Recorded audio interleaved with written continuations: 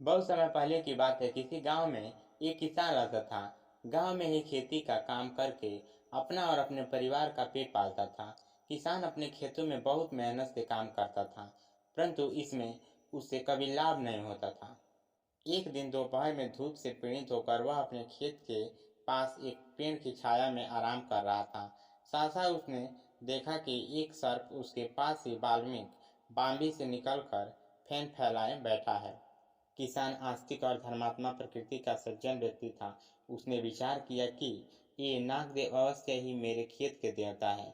मैंने कभी इनकी पूजा नहीं की, लगता है इसीलिए मुझे खेती से लाभ नहीं मिला।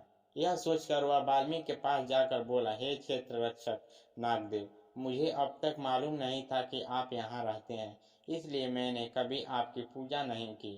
अब आप मेरी रक्षा करें। ऐसा कहकर एक कटोरे में दूध लाकर नाग देवता के लिए रख कर वह घर चला गया। प्रातःकाल खेत में आने पर उसने देखा कि कटोरे में एक स्वर्ण मुद्रा रखी हुई है। अब किसान प्रतिदिन नाग देवता को दूध पिलाता और बदले में उसे एक स्वर्ण मुद्रा प्राप्त होती। यह क्रम बहुत समय तक चलता रहा। किसान की सामाजिक और आर्थिक हालत बदल गई थी। अब वह धनवान हो गया था। एक दिन किसान को किसी काम से दूसरे गांव जाना था, अतः उसने नित्य प्रति का यह कार्य अपने बेटे को सौंप दिया। किसान का बेटा किसान के विपरीत लालची और क्रूर स्वभाव का था। वह दूध लेकर गया और सर्प के वाल्मीकि के पास रखकर लौट आया। दूसरे दिन जब कसोरा लेने गया तो उसने देखा कि उसमें एक स्वर्ण मुद्रा रखी है। उसे देखकर उसके मन में लालच आ गया।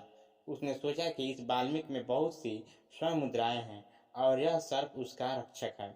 यदि मैं इस सर्प को मारकर वाल्मीकि खो दूं तो मुझे सारी स्वर्ण मुद्राएं एक साथ मिल जाएंगी। यह सोचकर उसने सर्प पर प्रहार किया, परंतु भाग्यवश सर्प बच गया एवं क्रोधित हो अपने विषैले दांतों से उसने उसे काट लिया। इस प्रकार किसान बेटे के लोभवश मृत्यु हो गई। इसीलिए कहते हैं कि लोभ करना ठीक नहीं है।